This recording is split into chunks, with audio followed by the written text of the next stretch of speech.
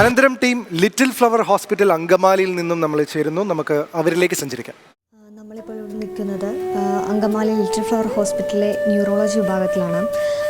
കൊല്ലം പുനലൂർ സ്വദേശിയായ ജിജോ, അതായത് വലിയൊരു കലാകാരനായിരുന്നു അദ്ദേഹത്തിന് കഴിഞ്ഞ വെള്ളിയാഴ്ചയാണ് ബാൻഡ് മേളം, അതായത് പരിപാടി സംഘടിപ്പിക്കുന്നതിനിടയിലാണ് ന്യൂറോ സംബന്ധമായ രോഗം പെട്ടെന്ന് തളർന്നു വീഴുകയും ഹോസ്പിറ്റലാവുകയും ചെയ്യുന്നത്.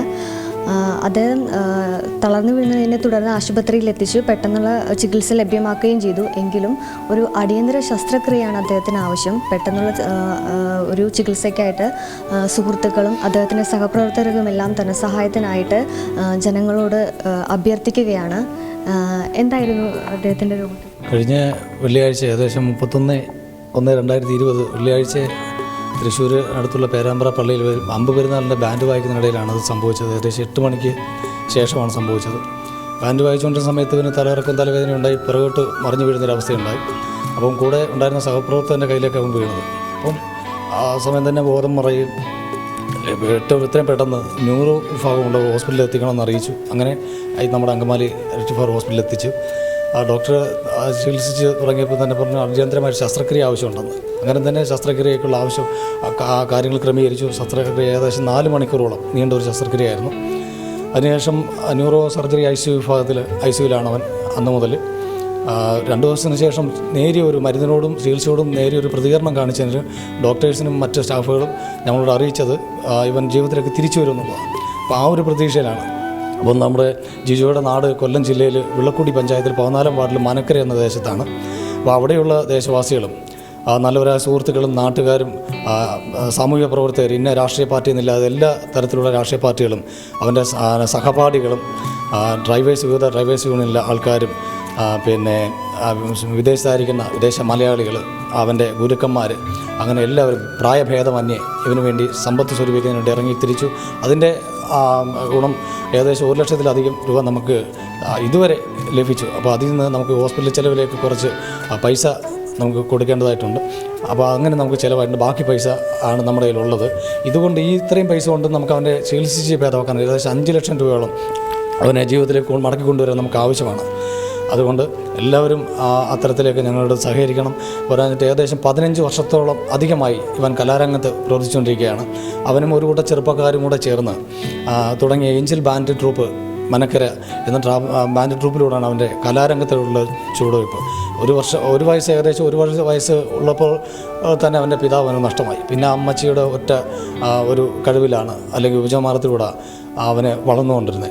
നല്ലപോലെ പഠിക്കാൻ ബുദ്ധിയുള്ള മകൻ, അമ്മ പ്രായാധികവും മറ്റ് ശാരീരികമായ ബുദ്ധിമുട്ടുകളും കാരണം, അമ്മച്ചിയുടെ വിഷമം കാരണം പഠിത്തം ഉപേക്ഷിച്ച് പഠിത്തം ഉപേക്ഷിച്ച് പെയിൻറ്റിങ് തൊഴിലാളിയായും പിന്നീട് ബാൻഡ് ട്രൂപ്പിൽ കലാരംഗത്തേക്കും ചുവടുവയ്ക്കുകയായിരുന്നു. സാമ്പത്തികമായി വളരെ പിന്നോക്കാവസ്ഥയിൽ നിൽക്കുന്ന ജിജോയ്ക്ക് അമ്മച്ചിയെ സഹായിക്കുന്ന അമ്മച്ചിയുടെ ചികിത്സയും ഒക്കെ മുന്നോട്ട് കൊണ്ടുപോകേണ്ടതുണ്ട്. വളരെ ഭാരത്തോടെ പ്രയാസത്തോടെയാണ് ജീവിച്ചുകൊണ്ടിരുന്നത്. എങ്കിലും എല്ലാവരെയും കാണുന്നവരോടെല്ലാം വളരെ സ്നേഹത്തോടെ ഒരു ചെറിയ പുഞ്ചിരിയോടല്ലാതെ ഒരാളോട് പോലും ഒരു ദേഷ്യം അവനുണ്ടായിട്ടില്ല. എല്ലാവർക്കും ഒരു സമ്മതനായ ഒരു മകനാണ്. അവനെ എങ്ങനെയും നമുക്ക് ജീവിതത്തിലേക്ക് കൊണ്ടുവരണമെങ്കിൽ നമുക്ക് അധികമായ സാമ്പത്തികമായ ഒരു ബാധ്യത നമ്മുടെ മുന്നിലേക്ക് ഇരിക്കുകയാണ്.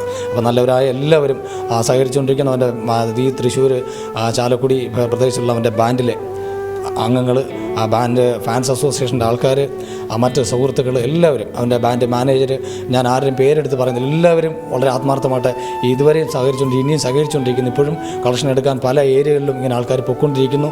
അങ്ങനെ ചെയ്യുന്ന എല്ലാവർക്കും നന്ദി ഞാൻ അറിയിക്കണം. കൂടുതലായിട്ട് അധികമായിട്ട് എനിക്ക് സങ്കടം കൂടുതലായിട്ട് പറഞ്ഞെനിക്ക് മുമ്പോട്ട് പോകാൻ കഴിയുന്നില്ല. കാര്യം എങ്ങനെയും നമ്മുടെ മകനെ നമുക്ക് തിരിച്ചു കിട്ടണം. ആ ജീവിതത്തിൽ കൊണ്ടുവരണമെങ്കിൽ നമുക്ക് അധികമായൊരു സാമ്പത്തിക ബാധ്യതയുണ്ട്. എല്ലാവരും പ്രാർത്ഥനയിലും അധികമായിട്ട് അവനെ ജീവിതത്തിൽ കൊണ്ടുവരുന്ന സമ്പത്തിന് നിങ്ങൾ സഹകരിക്കണം. ആ സാമ്പത്തികമാണ് നമുക്ക് 5 ലക്ഷം രൂപ എന്നുള്ള ലക്ഷ്യത്തിലിരിക്കുന്നത്. അത് തന്ന് സഹകരിക്കണമെന്ന് എല്ലാവരോടും താഴ്മ അപേക്ഷിക്കുകയാണ്. ജിജോയുടെ അമ്മ ഇപ്പം നമ്മുടെ കൂടെയുണ്ട്. അമ്മ, നമുക്കെല്ലാവർക്കും ജീവിതത്തിലേക്ക് തിരിച്ചു കൊണ്ടുവരേണ്ടതാണ് ജിജോയെ. ഒരുപാട് ആളുകൾ ഇത് കാണുന്നുണ്ട്. അവരുടെ എല്ലാം സഹായം നമുക്ക് കിട്ടുന്നതായിരിക്കും. വാക്കുകളില്ല സത്യം പറയാനായിട്ട്. ഇപ്പോഴും കരുണ പറ്റാത്ത ഒരുപാട് ഹൃദയങ്ങളുണ്ട്. അവരുടെ എല്ലാം സഹായം, അതായത് സഹപ്രവർത്തകരും സുഹൃത്തുക്കളും അടങ്ങിയ വിഭാഗമാണിപ്പോൾ ജിജോയ്ക്ക് സഹായത്തിനായിട്ടുള്ളത്.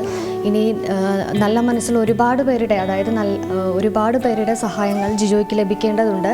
ഇപ്പോൾ നിലവിൽ ചികിത്സയ്ക്കായിട്ട് 76,000 രൂപ, 73,000 രൂപ ഇവർ സുഹൃത്തുക്കളും സഹപ്രവർത്തകരും എല്ലാം ചേർന്ന് സമാഹരിച്ച തുക ഇവിടെ ജിജോയുടെ അമ്മയ്ക്ക് കൈമാറുകയാണ്.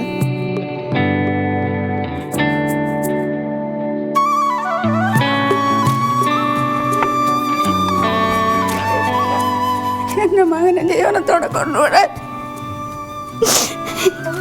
എല്ലാവരുടെയും സഹായം ഞാൻ അഭ്യർത്ഥിക്കുകയാണ്, പ്രാർത്ഥനയും സഹായിക്കുന്നു.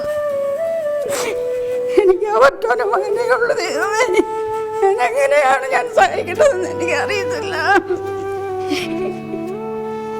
ഒരു കുടുംബത്തിൻ്റെ മാത്രം ആശ്രയമായിരുന്ന ജിജോയിനെ ജീവിതത്തിലേക്ക് കൊണ്ടുവരേണ്ടതുണ്ട്. അതിനാൽ എല്ലാ നല്ല മനസ്സുള്ള ആൾക്കാരും ഇത് ജിജോയ്ക്ക് വേണ്ടി സഹായിക്കണം. ജിജോയിനെ ജീവിതത്തിലേക്ക് തിരിച്ചു കൊണ്ടുവരേണ്ടതാണ്.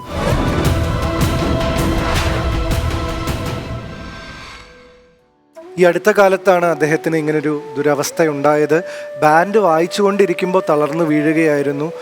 വളരെ അപ്രതീക്ഷിതമായിട്ടുള്ള ഒരു ആക്സിഡൻ്റ് എന്ന് തന്നെ പറയാം. കാരണം ഒരാൾ ബാൻഡ് വായിച്ചുകൊണ്ടിരിക്കുന്ന സമയത്ത് തളർന്നു വീഴുക എന്ന് പറയുമ്പോൾ ആ കുടുംബം ഒട്ടും പ്രതീക്ഷിക്കാതെ ഇരിക്കുന്ന സമയത്തുള്ളൊരു ഇങ്ങനൊരു രോഗാവസ്ഥയിൽ എത്തുക എന്ന് പറയുന്നത് അത്രയും ഷോക്കിംഗ് ആയിരിക്കും. അടിയന്തരമായിട്ടുള്ള ഒരു ചികിത്സയാണ് വേണം എന്ന് പറയുന്നത്. എന്ന് വെച്ച് കഴിഞ്ഞാൽ ചിലപ്പോൾ അത് ഇത്തര സമയത്തിൽ ചെയ്തു തീർക്കണം എന്നുള്ള ശസ്ത്രക്രിയകളായിരിക്കാം. എന്തായാലും സാമ്പത്തിക സഹായമാണ് അവർക്ക് വേണ്ടത്. ഇത്ര ചുരുങ്ങിയ സമയം കൊണ്ട് അവർ ആവശ്യപ്പെടുന്ന ഇത്രയും വലിയൊരു തുക ആ കുടുംബത്തിന് കണ്ടെത്തുക എന്നുള്ളത് എളുപ്പമല്ല. സുഹൃത്തുക്കളും മറ്റ് നാട്ടുകാരെല്ലാവരും കൂടെ സഹായിച്ച് ചെറിയ തോതിലുള്ള സഹായങ്ങൾ തുടങ്ങിയിട്ടുണ്ടെങ്കിലും ആ ഒരു സർജറിക്ക് വേണ്ട ഒരു സാമ്പത്തിക സഹായം ഇപ്പോഴും എത്തിയിട്ടില്ല. അനന്തരത്തിൻ്റെ പ്രേക്ഷകരിലാണ് അവർ പ്രതീക്ഷ അർപ്പിക്കുന്നത്. അനന്തരത്തിൻ്റെ പ്രേക്ഷകരിലേക്ക് അവർക്ക് എത്താൻ സാധിച്ചു എന്നുള്ളൊരു ആശ്വാസമുണ്ട്. നിങ്ങൾ സഹായിക്കും എന്നുള്ളൊരു പ്രതീക്ഷയുണ്ട്. അക്കൗണ്ട് ഡീറ്റെയിൽസ് ഇവിടെ കൊടുത്തിട്ടുണ്ട്, ഫോൺ നമ്പർ കൊടുത്തിട്ടുണ്ട്. നിങ്ങൾക്ക് വേണമെങ്കിൽ ഞങ്ങളെ വിളിച്ച് കാര്യങ്ങൾ അന്വേഷിക്കാം. നിങ്ങൾക്ക് മനസ്സിൽ തോന്നുന്ന സാമ്പത്തിക സഹായങ്ങൾ ഈ ഒരു അക്കൗണ്ടിലേക്ക് അയക്കാവുന്നതാണ്.